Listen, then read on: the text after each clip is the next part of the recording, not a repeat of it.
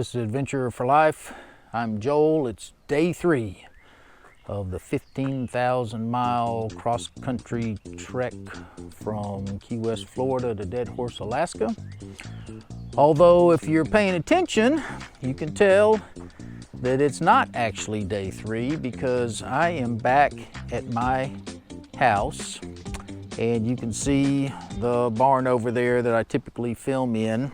So why is this being inserted here? Well, it turns out I have a very specific process for videoing every day and uploading all that stuff to the cloud. And without going into a bunch of details, somehow the footage from my trip to Dry Tortugas got deleted. So I apologize for that up front. I actually got some specialized software and talked to Apple support about trying to recover the files, and after going through all that, I failed. So you're gonna see some pictures and some video clips during me talking, and that is gonna be footage that's edited in from other sources. And so, you know, obviously it'd be a lot better if it was my personal and private videos and whatnot, but that's not the way it turned out. And again, I apologize about that, but it is what it is. So let's talk about Dry Tortugas for a minute. It was an all-day deal. I rode the Yankee Freedom 3 boat. It was a high-powered catamaran out there, had 185 people on the boat, which was basically full. A 2.5 hour ride out there, 2.5 hours ride back. So Dry Tortugas, Fort Jefferson, are 70 miles off of the coast from Key West.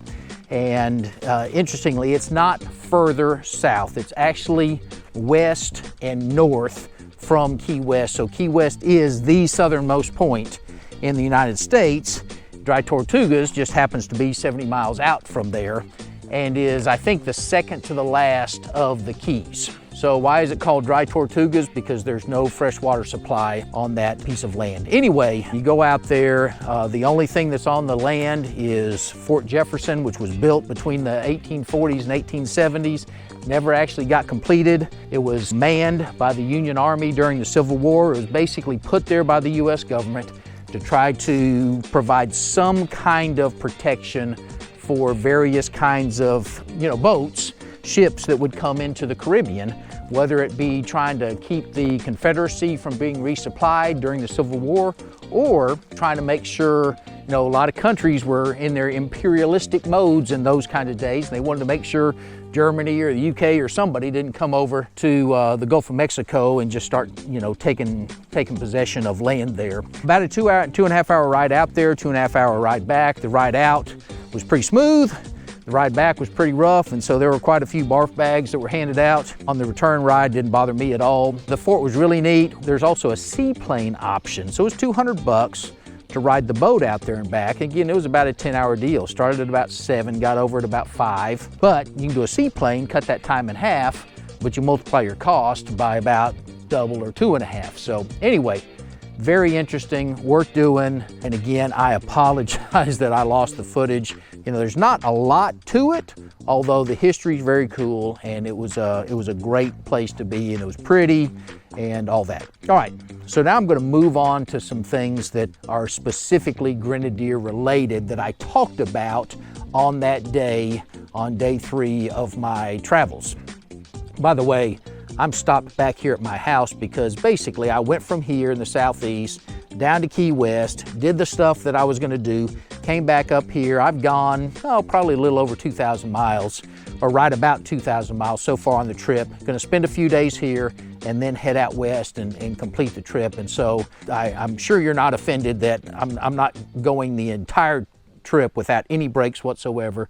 This is my first break, so I've done about 2,000 miles so far. Anyway, so let's talk about the Grenadier. First thing you'll notice is there's nothing on top. Well, why is there nothing on top? Well, it's because when I was going to do the Dry Tortugas trip, the day before I was looking at, hey, where am I going to park my car? Where is the place that I meet the ship and all that? Well, it turned out the place you park your car was a parking garage, and the height limit was 7 feet 2 inches, 86 inches.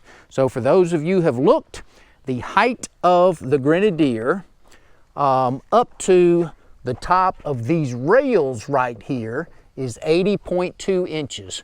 You add on top the Rido rack, which is just under another 3 inches, and you're at 83 inches. And again, the limit was 86 inches, 7 feet 2, in this parking deck. Well, I also had my shovel and jack, and I had on the sides, but they stuck up some, and I also had the gas tanks and the water tanks up there. And I just decided, you know, I pulled up to the parking garage, I looked, and I was like, hey, I even pulled into it a little bit, and I'm like, I'm not risking this, because to tell a quick story, I was flying out of Charles de Gaulle in Paris probably 15 years ago.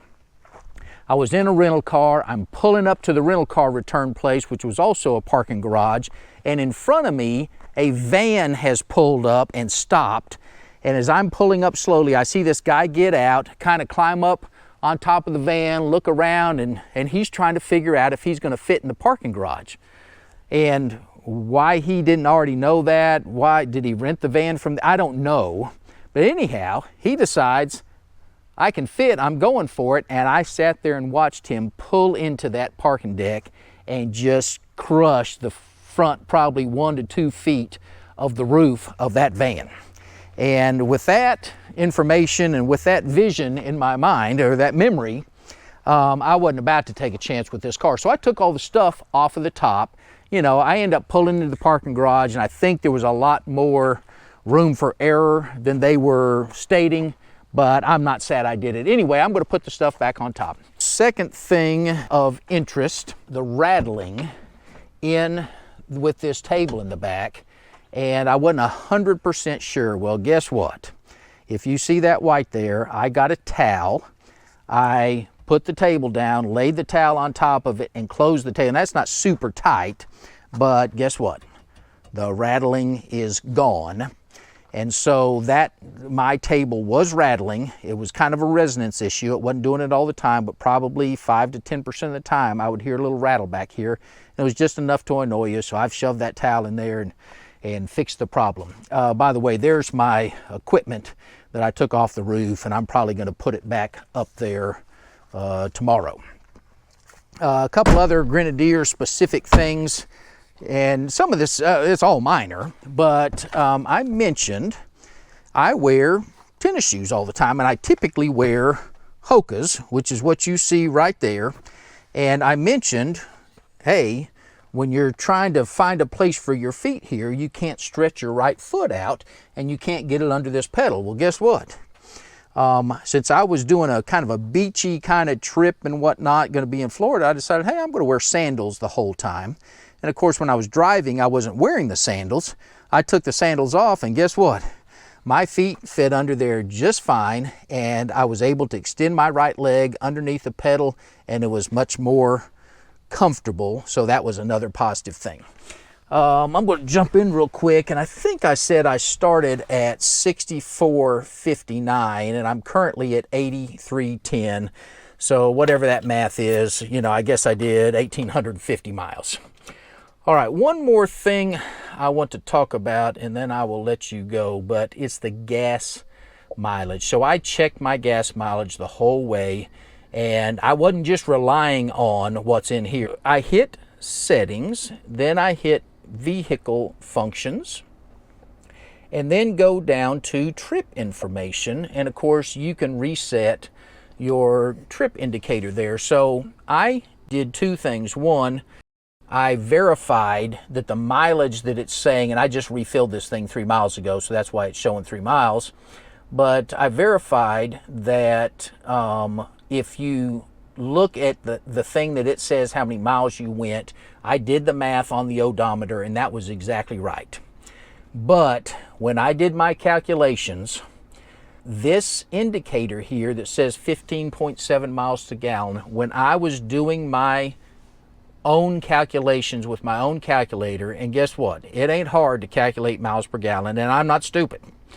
And so I made the calculations, and basically this was about 2 to 2.5 miles per gallon higher than what I was actually getting. So whatever they're using, you know, they must be, you know, trying to calculate the flow through the fuel pump, through the fuel injection, so whatever it is, they're trying to calculate a flow. They're not using, they don't know how many gallons of gas that I put in the gas tank when I went to the gas pump and pumped it up or filled it up.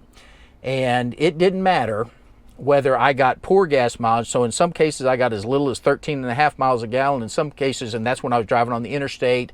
And again, you learn that this thing is basically, it's not aerodynamic if you didn't know that already. And then in times when I was driving up and down the Keys and going 40, 45, 50 miles an hour, the aerodynamics didn't matter as much, and I got up to 15.5 miles a gallon. And I did not do an overall, hey, I drove this many miles and I used this many gallons, but my miles per gallon, and I probably calculated it 5 or 6 times, was anywhere from 13.5 to 15.5, and based on what I saw, I would say I was averaging 14.5 miles per gallon. And this indicator here probably averaged over that time 16 to 16.5. So you cannot trust this miles per gallon calculation right here. It is incorrect. All right. Well, I think that is it. I'm going to apologize one more time, and trust me, I am very angry is the wrong word, very frustrated that I lost that footage. It was great footage of the boat ride out, the boat ride back, the seaplanes coming and going, the fort itself. Dry Tortugas was a great thing to do. It is an all-day deal or half-a-day deal if you do the airplane thing. Well worth it. So we're going to mix this in, and next week you'll see the video on Biscayne National Park. Appreciate you coming along.